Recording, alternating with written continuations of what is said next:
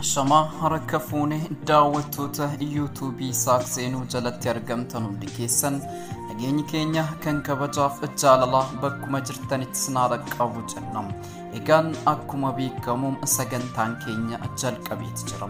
Sagantaan keenya har'aa seenaa gaddisiisaa fi onnee nama cabsu kan isin biraan geenyu ta'a.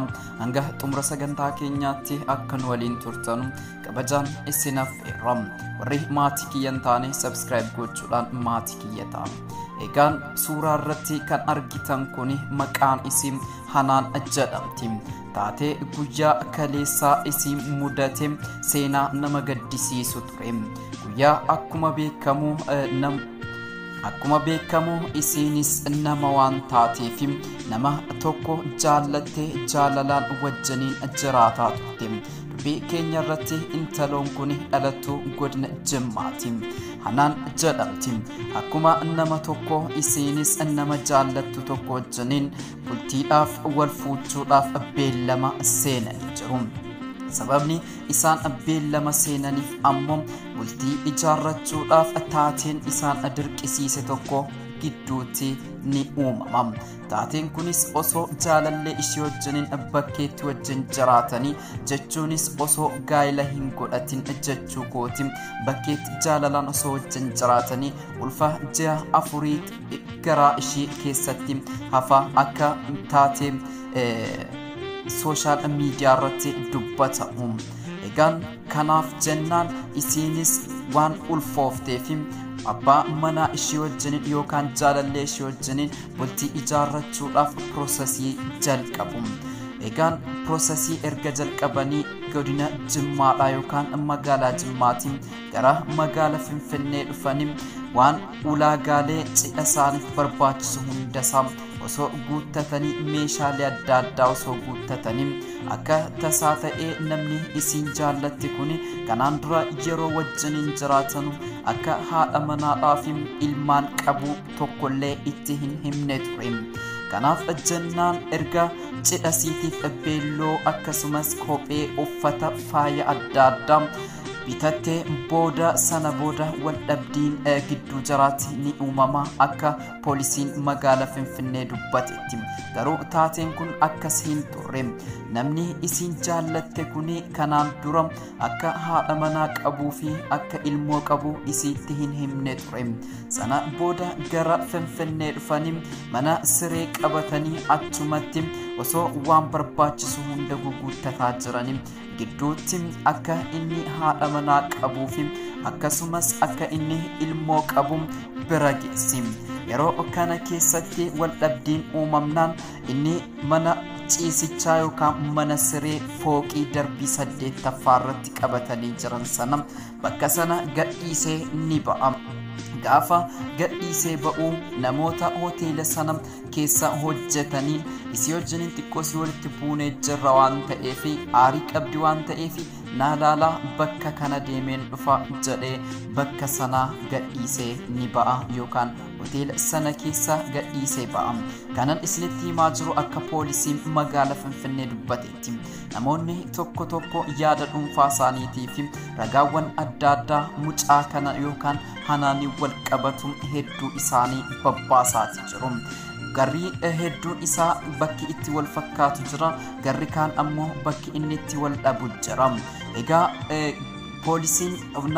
poolisiin Finfinnee akka jedhetti sana booda inni hoteela sana erga gadhiisee deemeen booda akka fooqii 8ffaarraa of gadhiistee yookaan of darbitee lubbuun isii darbee kan dubbate waan kana sababa isaa kanammoo qorataa jirra jedhe poolisiin magaalaa Finfinnee.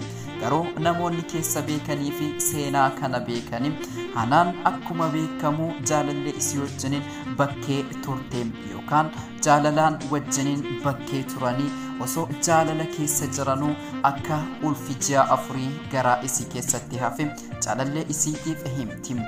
jaalalleen isii kunis isii baay'ee ni jaallata bakkeettis wajjiniin turanii jaalala waan barbaadu hunda isaa guutaa fi isiinis jaalala ni kennitii fi innis jaalala akkasumas jaalala malee baay'ee ni kunuunsa ture isiinis baay'ee amantii ture akka haadha manaa qabuu fi akka ilmoo qabu gonkumaa itti hin himne isiinis hin gaafanne isiin akka dabalataan ammoo waan tokkollee hin dhageenye jechuudha hanaan kun sana booda prosesii yookaan jedha isaaniitiif ulaagaa barbaachisu hunda isaa guutuudhaaf gara Finfinnee deemanii osoo waan barbaachisu hunda guuttataa jiranu akka haadha manaa qabuuf akka ilmoo qabu dhageesse gaafa dhageessu walitti bu'iinsi uumame fooqii yookaan gamoo 8ffaarraa of darbite gamoo kan argaa jirtan kanadha 8ffaarraa of darbite lubbuun isii darbeeti jira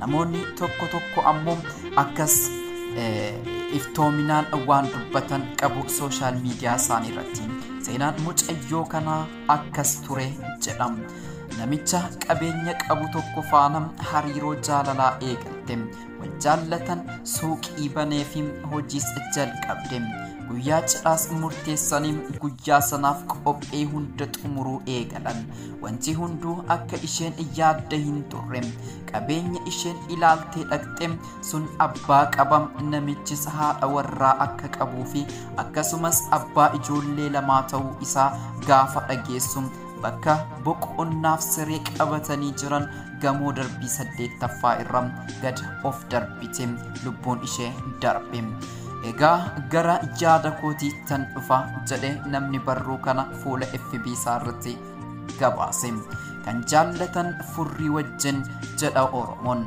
namni hunduu gaafa gara jaalalaatti dhufu hariiroo jaalalaa gadi fagoo utuu hin jalqabin seenaa dabarseef haala keessa jiru iftoominaan walitti himuun barbaachisaadha yaadi jiru iftoominaan erga walitti haasa'amee booda abbaan itti waliif galee itti fufuu yaadi hin liqimfamneef yoo jiraate addaan kutuun ni danda'ama gorsa dhumam waan jalqaba amantee itti seente yookaan utoo hin beekin eegalti keessatti yoo rakkoon argame karaa irratti yoo rakkoon argame karaa ittiin furtu barbaadi maleessa lubbuu keetti hin murteessin lubbuu kan kaa'e waaqayyoodha yookaan rabbi kan fuudhus isa jireenya lafa irratti jettee of ajjeeste du'a lama hin du'in jedha namni barruu kana barreesse adra ijoolleen dhiiraa bakkuma jirtanitti amanamaa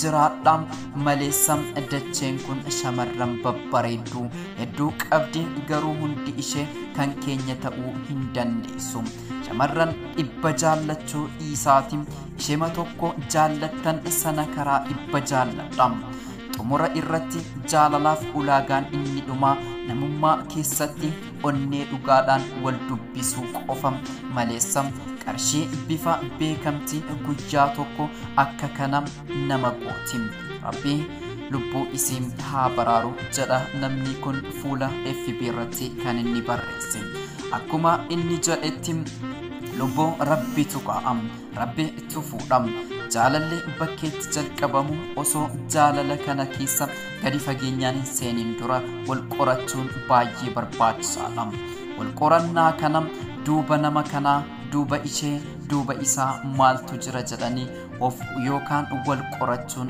baay'ee barbaachisaadha sana booda gaafa jaalala gadi fageenyaan keessa seente keessaa ba'uun baay'ee rakkisa waan ta'eef aarsaa lubbuu akkanaa nama kaffalchiisuu danda'a tariitii intaloon kun qabeenya isaatiif jettee dhaqxe sana booda jaalala keessa galuu ni dandeessita tariitii ammoo qabeenyaaf osoo hin taane jaalaluma dhugaa jaallattee isa wajjiniin jiraatti ta'a tariitii namni kunis isii jaallatee wajjin jiraataa ture ta'a sababni isaa ammoo akkamitti jaallate warra jettaniif namni kun osoo hin jaallanne prosesii fuudhaaf heerumaa waan barbaachisu hundasaa hin guutuuf ture erga guutee fi beellamni guyyaan wal fuudhan qabameen booda sana booda guyyaa akka haadha manaa qabuu fi akka bultii qabu hundasaa erga barteetti kan isiin of ajjeefte egaan dhiirrinis shamarranis gaafa jaalala keessa seentanu gadi fageenyaan wal qorachuun baay'ee barbaachisaadha. Jaalalli gara bultiitti nama geessa, gara mana horachuutti nama geessa. Akkanumas ammoo taateen akka ulfaa'u kun gaafa nama mudate keessaa ba'uun baay'ee nama rakkisa. Keessatti dhiironni namoota tokko gaafa jaallattan tariitii nama biraa jaallachuu yoo dandeessan ta'e ifaan ifatti jaalalleen qabaa yookaan haadha manaan qaba jedhaati shamarranitti hima. Yeroo baay'ee onneen shamarranii baay'ee laafaa waan ta'eef takkatuusi yookaan daddafee miidhamuu ni danda'a. Shamarran gaafa murtii akkanaaf itti murteessanu jaalala namaaf qabanu yookaan jaalala dhiiraaf qabanuudhaan malee lubbuu isaanii hin jaallatan jechuu miti. Kanaafuu dhiironni hedduun keessan namoota yookaan shamarran akka kanatti miidhamturraa akka of baraartanu, miidhuurraa akka of baraartanu gamanumaan dhaamsa isin dhaafna. Kana malees ammoo seenaan hanaan kun shamarran hedduu barumsa laatuu fi danda'a. Nama tokko gaafa jaallattu duuba isaa qorachuun baay'ee barbaachisaadha. Sababni isaa duuba nama kanaa yoo hin beekne ta'e dhumarratti aarsaa akka kanaa nama kaffalchiisuu danda'a waan ta'eef kanaaf warri shamarranii hin jarjarinaa. Nama jaallattan tokko duuba isaa qoradhaa. Gaafa qorattaniitu ta'e yoo kan jaallattan ta'e cittoo, yoo jaallatan cittoo wajjiniin akkuma jedhu Oromoon kan jaallattan yoo ta'e waan inni qabu hunda wajjin jaalladha. Kanaaf jennaan duuba nama tokko qorachuun baay'ee barbaachisaadha. Yoo namni tokko deemee namni tokko ni dhufa waan ta'eef aarsaa lubbuu kaffaluun hin barbaachisu. Seenaa hanaan kanarraa waan guddaa barattu jennee abdanna. Egaan daawwattoota keenya sagantaan har'aaf qabannee dhiyaanne kana fakkaata ture. Hanga sagantaa biraatti walitti deebinutti nagaatti turaa.